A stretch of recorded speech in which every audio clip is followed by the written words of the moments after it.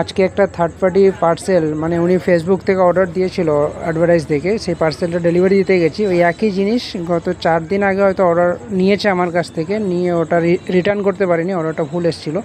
তো আমার সাথে যোগাযোগ করবে এই কারণে উনি একই জিনিস পরে আবার অর্ডার করেছে। তো আমি রীতিমতো ফোন করে ওনার কাছে গেছি যে দাদা আপনার পার্সেল এসছে। উনি বললো হ্যাঁ ভাই, তোমার অর্ডারটা এরকম কেস হয়েছিল, তুমি আসো আগে আমার এখানে।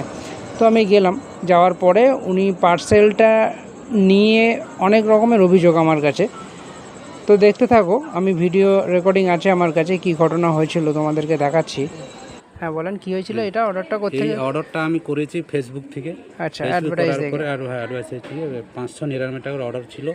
আসার দিন থেকে দেখেছি এই যে গাছের যে চামড়াটা, এই চামড়াটা উঠানো, ঠিক আছে, চামড়া ওঠানো ছিল। হ্যাঁ চামড়াটা উঠানো ছিল, একটা বাজে গন্ধ বেরোলো।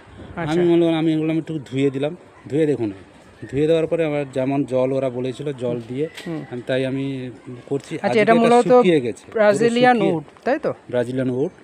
তো ওরা আমাকে এইভাবেই ঠকিয়েছে। মানে ফেসবুক থেকে এরকম আপনি ফেসবুক থেকে ব্রাজিলিয়ান উডের একটা মানে ওখানকার কোনো কাঠের কোনো গুণাগুণ আছে, সেইটা আপনি এইটা দিয়ে অর্ডার করেছেন। অবশ্য দেখিয়েছিল মোটা, যাই হোক সেটা নাই মেনে নিলাম, কিন্তু দেখুন জিনিসটা খারাপ, জিনিসটা খারাপ বলে পুরো ড্যামেজ।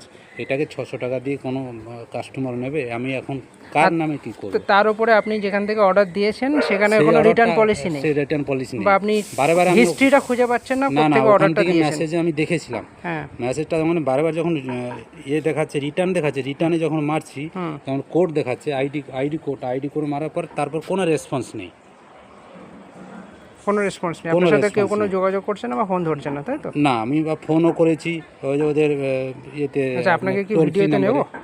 আপনাকে নেবো ভিডিওতে? আমি এটা করবো, ফেসবুকে পোস্ট করবো, কারণ সবাই এরকম ভুল করছে। আরও দুটো অর্ডার আছে এরকম। না ফেরবে জামা টামা। আচ্ছা ঠিক আছে, তুই তো হাতের ছবিটাই থাক তাহলে। তাহলে এই ঘটনাটা হলে দাদাকে আমি এখন এই ক্যামেরায় আনছি না, উনি এখন সেরকম খালি গায়ে আসে আর কি।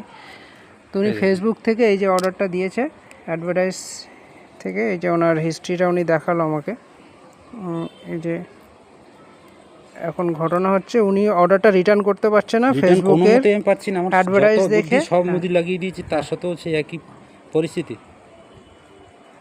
তো আপনাদের অনুরোধ করব কি, এরকমভাবে অনলাইনে অ্যাডভার্টাইজ দেখে অর্ডার দেবেন না। যে কোনো অ্যাপ ডাউনলোড করুন, আপনাদের অ্যামাজন, ফ্লিপকার্ট এই সমস্ত শপিং অ্যাপগুলো থেকে অর্ডার করুন, ওখান থেকে রিটার্ন পলিসি থাকবে, এরকম জায়গা থেকে অর্ডার করুন। নিতে না ফোন ধরলে তো এখান দিয়ে ফোন করছি, ফোন আছে ডিসকানেক্ট করে দিচ্ছি।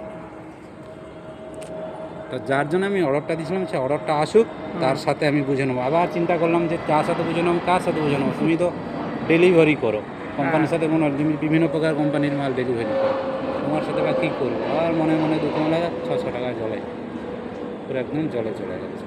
এরকম পরিস্থিতিতে আমি এই ভিডিও রেকর্ডিংটা করলাম। দাদার যে ফ্রড হলো, যে প্রতারিত হলো, আপনারা একটু দেখবেন। অনলাইনে এরকম সাইট থেকে অর্ডার করবেন না, যেখান থেকে আনঅথরাইজ সাইট থেকে অর্ডার করবেন না। যে কোনো অ্যাপ ডাউনলোড করে যেখানে লিগাল সাইট, যেগুলো রিটার্ন করা যাবে পার্সেল, এরকম জায়গা থেকে অর্ডার করুন। আজকে একটা উদাহরণস্বরূপ ওনাকে ভিডিওটা করলাম, উনি সামনে পড়ে গেছে বিষয়টা, উনি বললো। দাদা ভালো, যেহেতু আমার সাথে কোনো খারাপ বাজে ব্যবহার করেনি, উনি বুঝতে পারে যে বিষয়টা আমরা কি করব, ডেলিভারি দিতে এসেছি, আমাদের হাতে তো আর সব নেই যে আমরা এটা রিটার্ন নিয়ে নিতে পারবো। তো আমাদের কাজ এটুকু যে সতর্ক করা, আমরা সাধারণ মানুষকে বিভিন্ন ছোটোখাটো ভুলের মাধ্যমে একটু সতর্ক করতে পারি, এটাই কাজ। তো ধন্যবাদ, জয় হিন্দ, জয় ভারত।